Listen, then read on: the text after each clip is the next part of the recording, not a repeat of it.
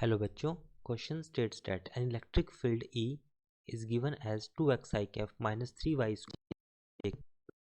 Find the change in potential involved from position RA I cap minus 2j cap meter to RB 2I cap plus j cap plus 3k cap meter. तो question में हमें electric field और कुछ position vector given है, हमें बताना है कि चेंज इन पोटेंशियल क्या होगा। फर्स्ट हम क्वेश्चन में बात करेंगे की कंसेप्ट की। तो जैसा कि हम जानते हैं, we know relation between electric field and potential, change in potential, that is we know electric field जो होती है हमारे पास वो इक्वल होता है potential gradient that is dv by dr, ये हमें पता है।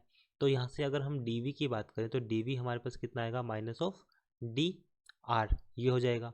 अब हमें निकालना सिर्फ v है, सो dv निकालने के लिए हम यहाँ पे क्या करते हैं, इंटीग्रेशन करेंगे दोनों side, because we have to find out change in potential.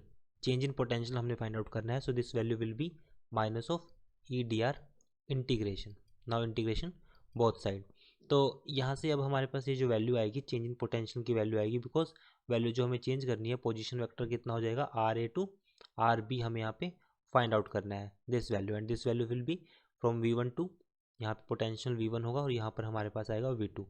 अगर हम इंटीग्रेशन को सोल्व करेंगे तो वैल्यू हमारे पास बनेगी V two minus V one equals to minus E, और वो हमारे पास जो वैल्यू आएगी डी आर के केस में वो हो जाएगी R B minus R A. So this value is delta V equals to minus of E R B minus R A, ये वैल्यू हमारे पास आएगी। बट हम इसको इंटीग्रेशन के हिसाब से सोल्व करेंगे बिकॉज हमें वैल्यू गिवन है डी वी इक्वल्स टू, अब हम क्वेश्चन के सोल्यूशन पर चलते हैं, minus of E dot D R. E हमारे पास कितना है, अगर मैं ई की बात करूं तो नेगेटिव एज इट इज रहेगा। ई हमारे पास है, एक तो हमें ई के लिए 2x, एक्स के लॉन्ग 2x है, वाई के लॉन्ग हमारे पास है 3y स्क्वेयर, एक्स के लिए 2x हो जाएगा और ये वैल्यू हमारे पास आएगी dx। साथ में एक्स की वैल्यू कहाँ से कहाँ तक चेंज हुई है, अगर मैं पोजीशन वेक्टर की बात करूँ, अगर सिंपल मैं पॉइंट्स की बात करूँ तो पॉइंट्स कितना होंगे ए के लिए, ए के लिए एक्स की वैल्यू 1 हो जाएगी, वाई की वैल्यू कितनी हो जाएगी -2। अगर मैं बी पॉइंट की बात करूँ तो 2 1 3, ये वैल्यू आ जाएगी 2 1 3। तो x की वैल्यू 1 to 2 चेंज होगी, b की वैल्यू -2 से 1, और c z के लिए 0 to 3, इस तरह से हमारे पास वैल्यू चेंज होगी।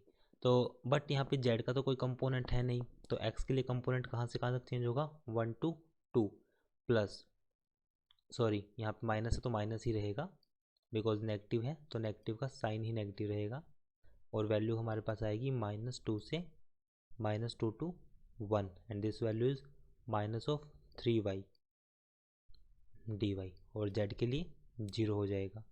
यहाँ से अब वैल्यू देखते हैं, 2x dx का इंटीग्रेशन किया तो 2x स्क्वायर बाई 2, 2 से 2 कैंसिल हो जाएगा, तो यहाँ पे वैल्यू हमारे पास आएगी dv change in potential will be equal to 2x square by 2, integration करते हैं, इंटीग्रेशन करने पर हमने पाया वैल्यू आएगी x square minus of, minus का बाहर एज इट इज रहेगा और वैल्यू हो जाएगी x स्क्वायर बाई 2, 2 से 2 cancel, value will B 2 to 1 minus, और फिर हमारे पास था -3y square by 2, value will B -1 to 2। z के लिए हमारे पास 0 है, z का कोई कंपोनेंट नहीं गिवन है इलेक्ट्रिक फील्ड के लोग, तो वैल्यू को हम इसमें यूज़ नहीं करेंगे। तो यहाँ पे वैल्यू को पुट किया, -2 का स्क्वायर क्या 4 -1, ये हो जाएगा माइनस, यहाँ पर 1 पुट किया तो -3/2, माइनस माइनस प्लस हो जाएगा, सॉरी -2 यहाँ पे पुट करेंगे तो माइनस माइनस प्लस वैसे हो जाएगा, 2 का स्क्वायर 4, तो यहाँ पे कैंसिल हुआ 4/2 2, माइनस का प्लस का 6 आ जाएगा, यहाँ से वैल्यू आएगी -3 -3 प्लस 12/2। इक्वेशन को फर्दर सॉल्व करते हैं, सो इक्वेशन हमारे पास यहाँ पर बनेगी, इक्वेशन को सॉल्व करते हैं, -12 और माइनस का यहाँ पे आएगा 9/2,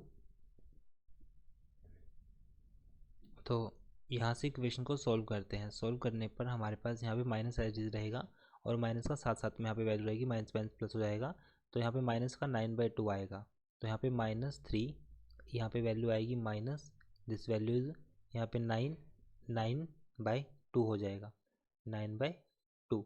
इक्वेशन को फर्दर सॉल्व करते हैं, सो वैल्यू यहाँ पे नेगेटिव रहेगी, -6 यहाँ पे है और -9 9 डिवाइड बाई 2, सो -15/2, तो वैल्यू हमारे पास आएगी -7/5 volt. It is our answer. I hope solution is understandable. Thank you.